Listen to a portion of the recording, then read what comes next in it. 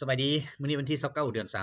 2025ถือว่าปฏิบัติการพิเศษทางทหารของรัสเซียยูเครนาสืบต่อเนาะก็ถือว่าเป็นบทเรียนอันหนึ่งเนาะที่เฮ็ดให้ชาวโลกได้รู้ได้เห็นได้ชัดเจนว่าโลกตะวันตกผ่านมาที่คุ้มครองโลกแล้วด้วยระบบเศรษฐกิจด้วยระบบการทหารด้วยระบบหยังต่างๆถือว่าเป็นการฉ้อโกงเป็นการกดขี่ขูดรีดชาวโลกเนาะโดยเฉพาะบ่แม่นแต่ชาวโลกเขากดขี่ขูดรีดประชาชนตัวเองซึ่งมามื้อนี้เห็นได้ชัดเจนแล้วเนาะ ว่าอเมริกาเฮ็ดแนวใดกับชาวโลกเพราะว่าเดี๋ยวนี้เขาเฮ็ดได้แม้กระทั่งลูกน้องตัวเองที่เคยลูกแข้งเลียขาที่เคยจูบปากกอดรัดหยังต่างๆนอนหยังนำกันกลางคืนหยังต่างๆมามื้อนี้เขาผิดกันเองเนาะตัวอย่างคือแคนาดาก็ถือว่าเดี๋ยวนี้ออกมาประกาศแล้วเนาะสิเฮ็ดหยังก็อย่าต้องสิไปร่วมรัสเซียบัดนี้เบื่อกันแฮงเนาะเบื่อกันแฮงเพราะว่านี่แหละทำจริงว่าเป็นหยังจริงปฏิบัติการพิเศษอยู่อเมริกาก็ย้อนว่าเห็นแล้วทุกอย่างนี่ถือว่า ระบบเก่าน่ะเป็นระบบที่บ่ดีเนาะปั่นหัวชาวโลกเฮ็ดให้ชาวโลกนี่คิดว่ามีสิ่งใดทิ้งสิ่งหนึ่งที่ควบคุมตัวเองไว้โดยที่อ้างคำเว้าคำเดียวคือประชาธิปไตยและสิทธิมนุษย์เดี๋ยวนี้เห็นหมดทุกคนแล้วถือว่าบ่ได้ตัวกันอีกแล้วเนาะการที่เฮ็ดให้เห็นปัญหาดังกล่าวต่างๆนานาในทั่วโลกอันนี้ถือว่ารัสเซียค่อยเฮ็ดไปค่อยปฏิบัติไปเนาะใน3ปีหลังนี้มีหลายคนเคย เว้าให้ข้าพเจ้าเนาะว่าสิ่งที่ข้าพเจ้าเว้ามานี่มันบ่อาจเป็นไปได้แต่มามื้อนี้เห็นแล้วเนาะมันเป็นไปแล้วฉะนั้นสิ่งต่างๆที่มันเปลี่ยนแปลงอยู่ในโลกนี่มันจะค่อยเปลี่ยนไปเนาะโดยที่พวกการนำเก่าๆที่ถูกลากมาตั้งเนาะจากอำนาจของตะวันตกจากอำนาจของผู้ที่เขาอยากครอบครองประเทศใดประเทศหนึ่งนั่นแหละเนาะเดี๋ยวนี้เริ่มกระจุยกระจายไปแล้วแต่สิให้มีการเลือกตั้งแบบประชาชนขึ้นมา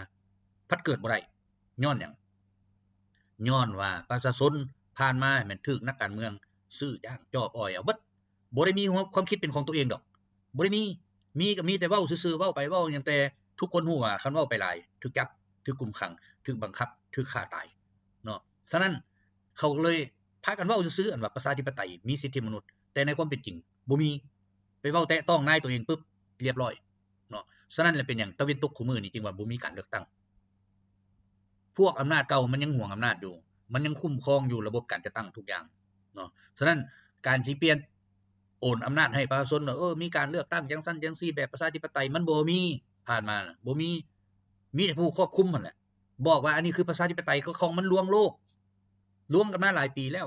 เนาะแต่ว่าประชาชนบ่รู้จักมาฮอดมื้อนี้ก็บ่รู้ว่าสิเอาไผถ้าบ่แม่นพวกนี้เป็นตัวเองก็สิย้านตกงานเนาะก็เลยเกิดปัญหาผู้ที่ออกมาประท้วงหยังประท้วงเพราะมันสิตายแล้ว มันเฮ็ดหยังบ่ได้แล้วอยากบ่อยากมันก็สิตายแล้วมันก็เลยออกมาประท้วงคันมันพออยู่พอกินแม่อย่าไปคิดมันสิออกมาประท้วงเนาะฉะนั้นรัฐบาลเขาก็คุมง่ายอำนาจเก่าเขาก็ยังมีอำนาจอยู่ไผไปเว้าหยังก็บ่ได้ในที่สุดแล้วก็เว้าหยังบ่ได้เนาะอันนี้แหละสิ่งที่รัสเซียเฮ็ดให้ชาวโลกนี่เห็นแล้วว่าการปฏิบัติการพิเศษคือการเปิดหน้ากากทั้งหมดของโลกตะวันตกให้ชาวโลกรับรู้ในเมื่อเปิดบ่แล้วอีกในเมื่อทางด้านการทหารนี่เฮ็ดถือว่าเขาอ่อนยอมแล้วเดี๋ยวนี้เนาะอ่อนยอมแล้วบ่มีประเทศใดอีกที่กล้าท้ารัสเซียขึ้นมาบ่มีแม้แต่อเมริกามันยังอ่อนมันยังยอมแล้วมันเห็นอาวุธที่บูฮานของรัสเซียหน่อยนึงอันออเรชนิกเนาะมันก็รู้แล้วว่ามันนั่นยังอยู่หลังรัสเซียไปอีกหลายปีสิพัฒนาได้บ่ได้เฮ็ดบ่ได้เท่าคุมื้อนี้ยังเฮ็ดบ่ได้ดอก5มักมันยังเฮ็ดบ่ได้แล้วสิไปขยอนสิมาเอาอันซัมออเรชนิกนี่เนาะเฮ็ดหยังบ่ได้ฉะนั้นเขาเห็นตัวนี้แล้วเขาก็อยู่เบิดเดี๋ยวนี้บรรดาประเทศต่างๆที่ว่าเป็นมหาอำนาจเมื่อก่อนทางด้านการทหารทางด้านเศรษฐกิจหยังต่างๆผู้นำมันเคยออกมาเว้าจะช่วยเหลือจังซั่นจังซี่สุดท้ายมาเป็นจั่งใดในเมื่อบ่มีอเมริกาฝรั่งมันก็เป็นหมากะลั่นเลาะไปเลาะมาอยู่หั่นแหละเนาะผมเว้ามันบ่มีอยู่เก่าเอิ้นว่าอยากเว้าหยังล่ะเว้าแต่ละมื้อเว้าหยังล่ะเว้าบ่ได้สนใจหยังหมดเยอรมันคือกันเนาะบึดนึงแล้วบอกว่าอยากค้าขายอยากซื้อก๊าซซื้อหยังซื้อหรือบ่ซื้อเศรษฐกิจมันก็บ่ฟื้นแล้วหลายประเทศเนาะคือฟินแลนด์คือกันแต่กี้เคยถึงรัฐอันโซเวียตบอกว่าอย่าสุไปติงเรื่องการเมืองก็ถือตัวเองเป็นกลางพัฒนามาบอกก็พัฒนามาแต่ว่ามึงมามื้อนึงเขาเอิ้นว่าผู้นำหั่นตกโง่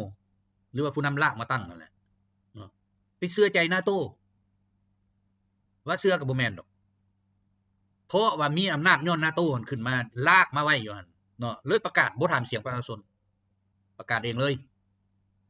ขอเป็นประเทศ NATO เสร็จบ่บัดนี้คันเข้าเป็น NATO แล้วรัสเซียก็ตัดทุกอย่างเดี๋ยวนี้เศรษฐกิจยังเหลือ 30% นึง 70% มันหายวิบล่ะแล้วสิเอาหยังมากินบัดนี้สิเอาหยังมาอันนั้นแต่ประชาชนนั่นเป็นจังได๋มีบ่ความฉลาดอันที่ว่าจะพาประเทศชาตินั้นให้มันอยู่รอดบ่มีเงียบไปหมดเห็นบ่ย้อนหยังผ่านมาหั่นน่ะพวกที่เขาว่าเขาโกงหั่นแหละแต่เขาพัดเลี้ยงดูประชาชนหั่นเอาดีหน่อยนึงเนาะโกงแต่ว่าเลี้ยงดูเขาดีหน่อยนึงก็เลยอยู่มาได้ก็เลยเฮ็ดให้ประชาชนคิดว่ามีอำนาจการปกครองตัวนี้แหละที่พาเขาอยู่ดีกินดีแต่ความเป็นจริงเขาก็โกงหมดทีนั่นแหละแต่มามื้อนี้มันเห็นแล้วรัฐบาลเก่าหั่นแหละผู้นำเก่าหั่นแหละมันพาประชาชนทุกข์ยากบัดนี้แล้วประชาชนปากบ่ได้นักข่าวผู้ใดมาเว้าข่าวเอาความจริงมาเว้าจับหายตัวคาทิ่มเดี๋ยวนี้อยู่อเมริกาอยู่อังกฤษอยู่ฝรั่งนี่นักข่าวนี่ตีนบ่ได้เลยมันบ่มีเลยอันสิทธิของนักข่าวบ่มีแต่มันมาหาเฮาอยู่อันประเทศอื่นนี่แหละหาเฮาอยู่หั่นในเมื่อทำสั่งปิดเบิดทีมก็เดี๋ยวนี้แห้งเงียบเลยเงียบเนาะอันพวกมันมาเฮาลาวนี่ก็เฮาไปสุดท้ายมาก็ถูกทำจับเตะมาลาวนี่คือเก่านี่แหละ มึงไปรีอยู่ใส่บ่ได้ดอกเนาะเพราะทำบ่ให้ฮับพวกนี่นะเฮ็ดมาก็ยังว่ามันสิเอาไว้เฮ็ดหยังไปให้มันดูดเลือดเนาะนี่แหละให้เข้าใจดีๆว่าระบบทุนนิยมระบบการปกครองของอันพวกว่าประชาธิปไตยนะมันตายอีหลีเดี๋ยวนี้นะตีนบ่ได้ใส่เฮ็ดมาว่าสมองดีไปกินไข่หน่วยละ$1น่ะ ออกมาเฮาจักโตนี่โดคือสิแซ่บเนาะอยู่ประเทศลาวนี่โอ้ยแตะนึงเท่าไหร่นึง50-60,000กีบนึงสนุกกินเนาะอยู่พุ่นนั่นตีกันย้อนไข่แล้วจนว่าเกิดสงครามไข่ อันนี้เห็นได้ชัดเจนเห็นบ่บาดนี้ชาว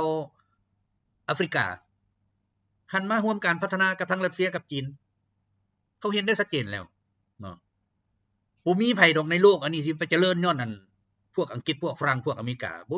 มีประเทศใดบ่อนใดที่เขาเข้าไปอยู่หั่นจิบหายวายวอดเบิดบ่จิบหายเรื่องนึงก็เรื่องนึงโลดเป็นอันนั้นเห็นบ่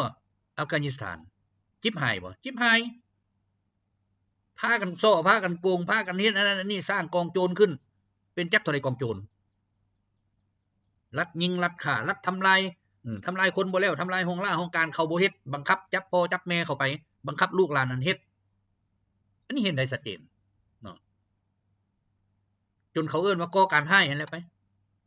แต่คนเบิ่งบ่เห็นภาพเบิดเลยก็เลยว่าอเมริกาเป็นผู้ดีไปเปิดให้มีประชาธิปไตย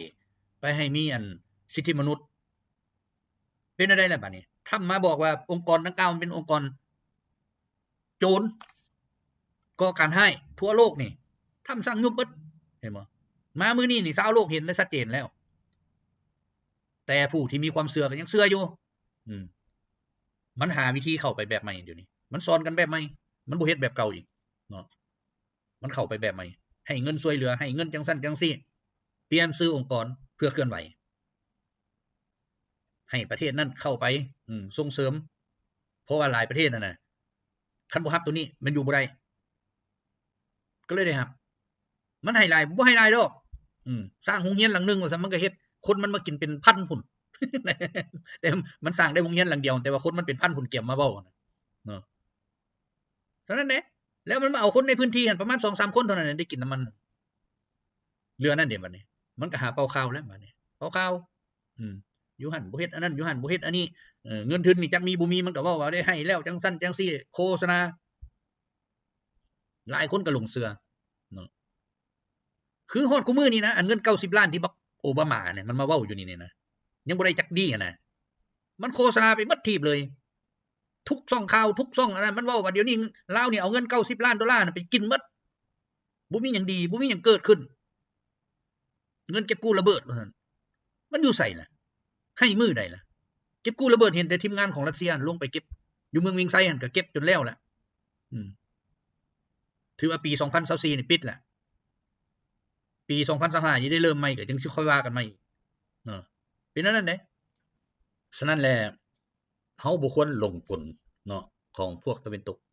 เพราะว่าพวกตะวันตกนี่บ่มีดอกว่าเขาสิเฮ็ดซื่อสัตย์จริงใจกับเฮาบ่มีเพราะว่าเขาเฮ็ดเขาเองแล้วเดี๋ยวนี้เนาะกลุ่มจี้จอกจี้เจ็ดนั่นก็ที่มันเบื่อขี้หน้ากันแล้วเดี๋ยวนี้ เขาใกล้สิเหยียบคอกันเองแล้วเนาะเพราะว่าผู้หนึงว่าข้อยนี่บ่มีรายได้จากการนั้นปฏิบัติการพิเศษของรัสเซียกลุ่มหนึงเพิ่นว่าข้อยก็บ่มีรายได้เถียงกันผู้ใดก็ว่าข้อยได้น้อยเจ้าได้หลายอเมริกาก็ว่าข้อยนี่บ่มีหยังได้เลยเสียเงินหลายแสนล้านทั้งยุโรปก็ว่าข้อยก็หลายแสนล้านแต่ข้อยก็บ่ได้หยังเลยฉะนั้นคันอเมริกาสิไปเอาอันแร่ธาตุต่างๆอยู่ในยูเครนพวกเฮาก็ต้องมีส่วนร่วม แต่ทรัมป์บอกว่าพวกสู่น่ะอยู่ซุมาใกล้ทุกการเจรจาทุกการเว้าว่าหยังต่างๆกับยูเครนสู่อย่ามาใกล้เลยเพราะสู่มันคือหมาน้อยตัวนึงของกู มาก็บ่มา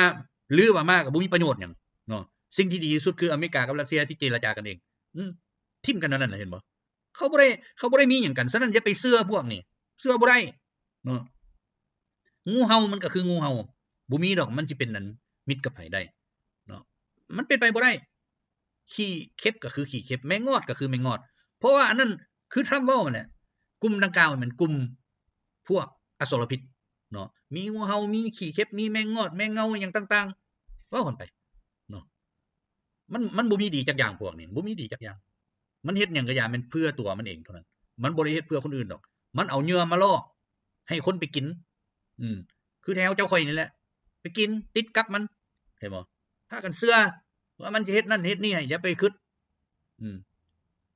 บางคนยังไปบูชารูปบักโอบามาอยู่นั่นนี่มันมามันเว้าลิ้นเว้าม่วนซื่อๆมันบ่เคยให้จักกีบอัน$90 ล้านก็ยังไปบูชามันอยู่ดีใจแฮงได้กราบตีนมันเนาะ เห็นบ่อันนี้แหละเขาเอิ้นว่าคนเราน่ะควรคิดอันนี้ไปย่องไปเว้าไปว่ามันหยังมันได้สร้างเรือนให้ไผอยู่เดี๋ยวนี้กินข้าวก็เดียวว่าปลูกใส่แผ่นดินลาวนี่ข้าวกินแต่ละเม็ดนั่นก็ได้พากันกินคันบ่ขอบใจประชาชนลาวก็อย่าไปเว้าซะย่อหยันประชาชนลาวเนาะให้คิดเห็นบุญคุณของแผ่นดินลาวนี่แหละเว้าแท้ก็วานนี้เนาะมื้อ15ค่ำเหตุการณ์บักใหญ่ก็เกิดขึ้นเบิ่งแหมย้อนหยังก็ย้อนมนุษย์นี่น่ะมันบ่ดีต่อกันแล้วเฮ็ดให้โลกอันนี้เลียวเห็นลองสั่งสอนมนุษย์มึงก่อนเนาะพลิกคิงหน่อยนึงมันก็ไปปัญหาบักใหญ่แล้วเด้ยังสิมีหลายแนวอยู่เนาะตามที่ข้าพเจ้าเบิ่งไปนี่โยหลายเมืองสิจมน้ำเด้อีก 2-3 ปีข้างหน้านี้ดีบ่ดีนี่เมืองหลวงหลายประเทศนี่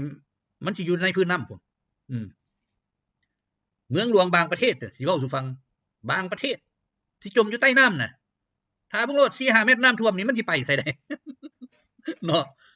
เพราะหยังสร้างบาปพากันสร้างบาปสร้างหลายๆโลดเนาะโลกนี้บ่แม่นว่าบ่มีอันสิ่งศักดิ์สิทธิ์คุ้มครองนะเห็นบ่เกิดเหตุการณ์มันก็เกิดมื้อ15ค่ำพากันเฮ็ดเวียกเฮ็ดงานเสียงดังตุงตังอยู่นั่นบะมันบ่แม่นว่าสิมีแต่ปัญหาเดียวนี่หลายอันเนาะมนุษย์เฮานี่ขาดความสามัคคีคันเมื่อขาดความสามัคคีธรรมชาติมันก็บ่มักเพราะไปทำลายมันบ่แม่นน้อยจักตัดไม้ทำลายป่าจักอีหยังต้อยอีหยังจักจกจักอีหยังต่างๆเอาจากพื้นดินขึ้นมามื้อก่อนนี่สิเว้าสู่ฟังมีหลายคนเนาะบอกมา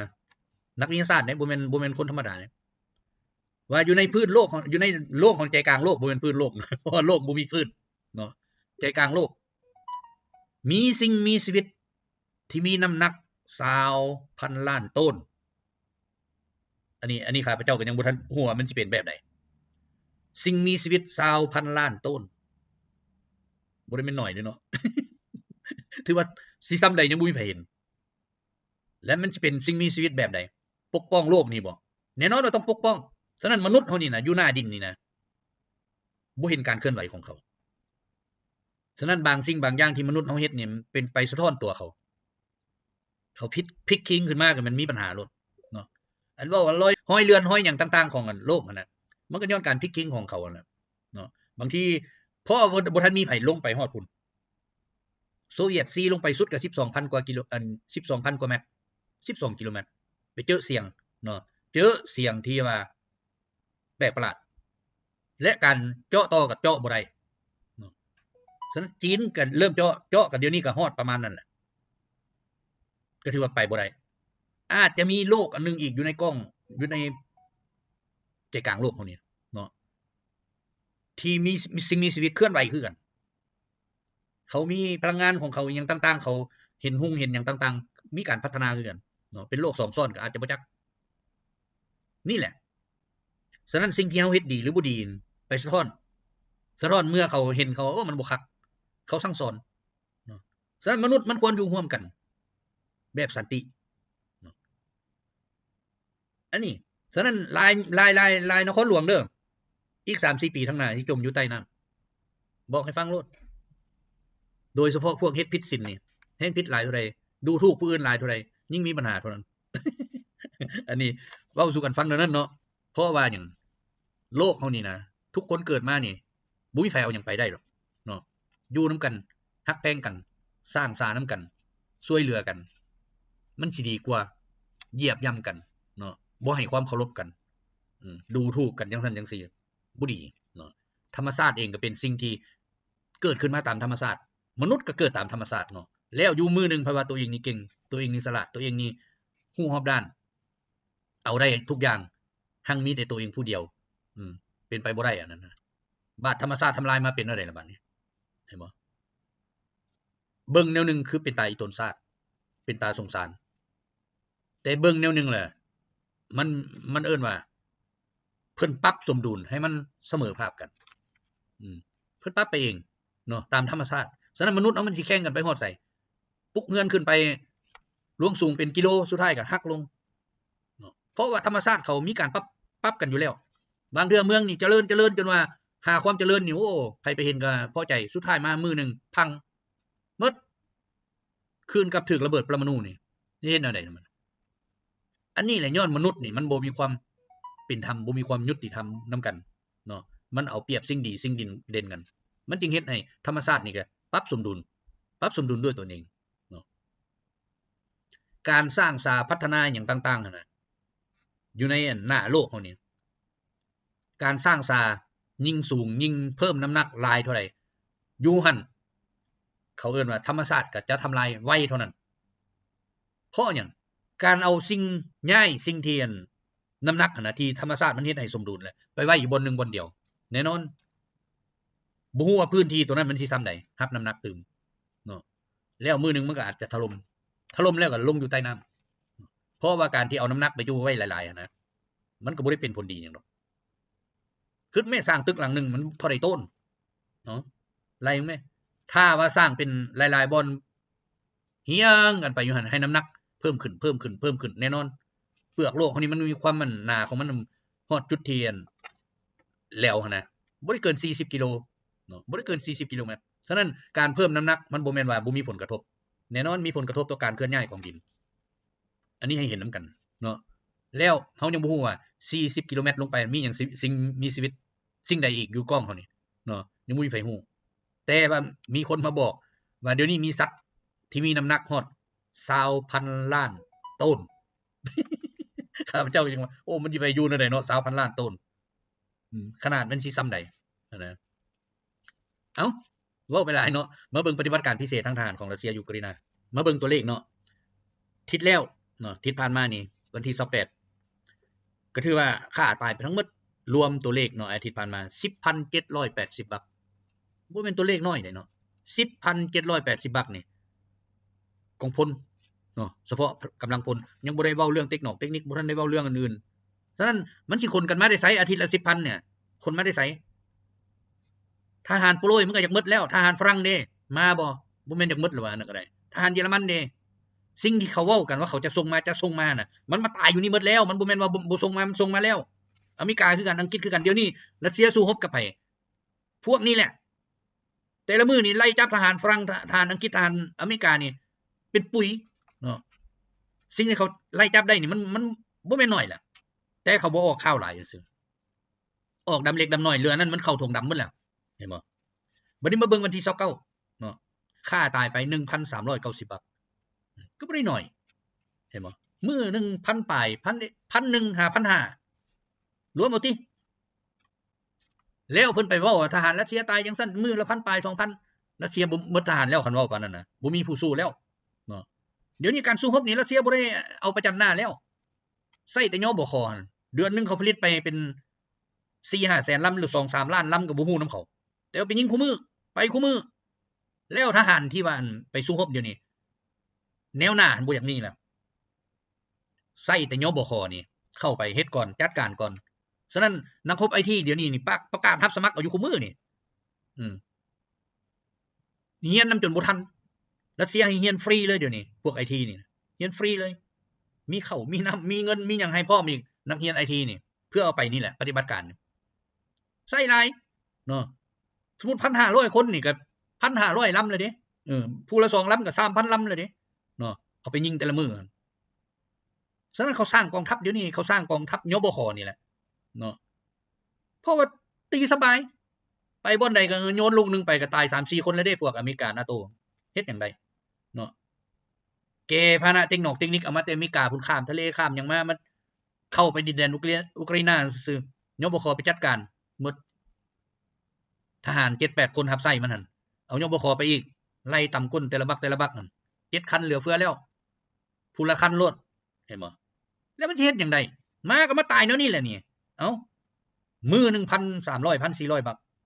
มันสิเอาหยังมาสู้เนาะฉะนั้นเขาก็หนหวยนี่หนหวยบ่ฮู้แหละบ่ฮู้แนวสิเฮ็ดแหละ800ทานนั้นคนมาโลดรัสเซียบอกกันว่ามันแน่ฉะนั้นทำจึงบอกว่ายุบเป็นยังทำจึงเตะอัน5นายพลนั่นออกก็ย้อนมันพากันแดกเงินนั่น800ทานนั่นแหละพากันแดกเงิน800ทานเนาะฉะนั้นทำจึงบอกว่าจะจงไว้พวกนี้เตะทิ่มหมด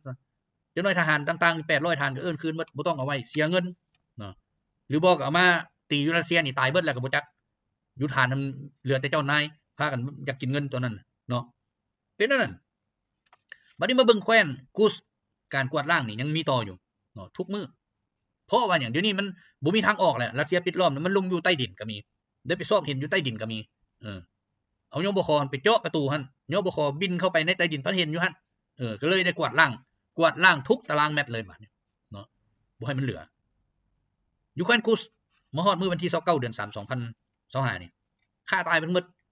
70,890 บาท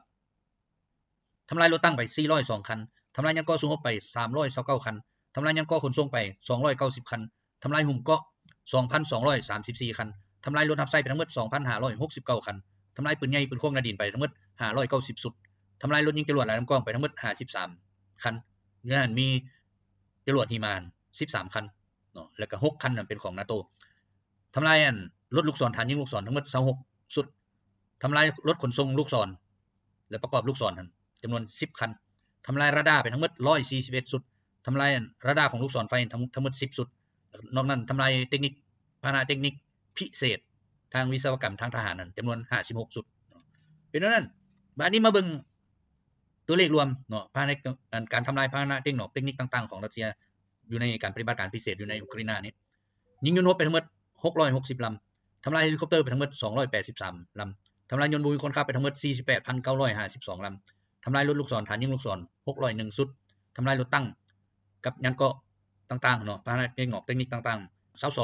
22,569 คันทำลายรถยิงจรวดหลายลำกล้องทั้งหมด 1,532 คันทำลายปืนใหญ่ปืนโค้งนาดินทั้งหมด 23,064 สุดทำลายเทคนิคพิเศษทางทหารและพาหนะขนส่งต่างๆ 33,499 สุดเนาะถือว่าเป็นนั้นต่อไปนี่นะไผอยากมาเฮ็ดสงครามอยู่ในเขตปฏิบัติการพิเศษรัสเซียบอกว่าบ่ได้สนแล้วเนาะเพราะว่าการเจรจาสงบศึกอีหยังต่างๆที่เว้ามาปูตินบอกแล้วพวกเขาบ่ได้รับความร่วมมือทั้งๆที่พวกเขานี่ประกาศแล้วว่าต้องเป็นนั้นต้องเป็นนั้นต้องเป็นนั้นอเมริกาก็รับปากแล้วแต่เขาบ่ปฏิบัติตามฉะนั้นปูตินก็บอกว่าพวกเขานี่ได้รับแต่ความขี้ตัวบอกว่าจะหยุดยิงแต่เขาพันยิงฉะนั้นจงสืบต่อไปเถอะปูตินบอกนะมีทหารละคนมามีเทคนิคละคนมามีหยังละคนมาสืบต่อไปเถอะฟังเอาบักได้แน่บักนั้นอยู่เท่านั้นแหละเนาะคันรัสเซียบอกว่ารัสเซียสิปราศัยแล้วก็มีแต่ปรมาณูเท่านั้นที่รัสเซียจะเฮ็ดแต่รัสเซียบอกว่ารัสเซียจะบ่ฮอดถึงขั้นนั้นเพราะบ่มีชาติใดในโลกอันนี้นี่นะที่จะกล้าเฮ็ดสงครามกับรัสเซียต่อไปฉะนั้นเชิญเลยบรรดาประเทศยุโรปทั้งหลายเพราะอเมริกาถอนแล้วอเมริกาประกาศแล้วจะบ่เฮ็ดสงครามกับรัสเซียและผ่านมาน่ะอเมริกาบ่เคยเฮ็ดสงครามกับรัสเซียแบบซึ่งหน้ามีแต่สงครามตัวแทน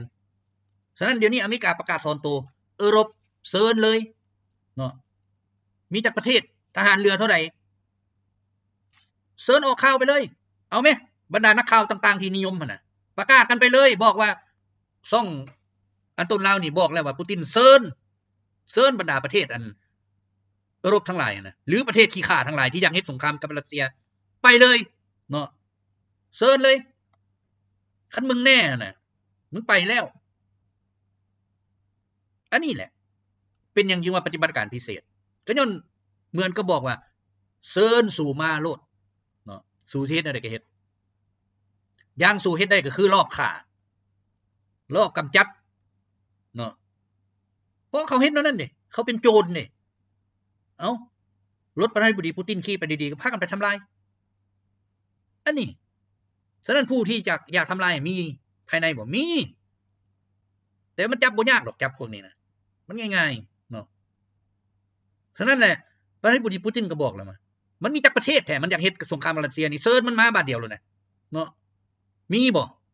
อันบรรดานักข่าวทั้งหลายของตะวันตกมันประกาศไปเลยโลดน่ะประกาศโลดมีจักประเทศที่เฮ็ดสงครามกับรัสเซียบ่ต้องเว้าขี้โม้ขี้โตแล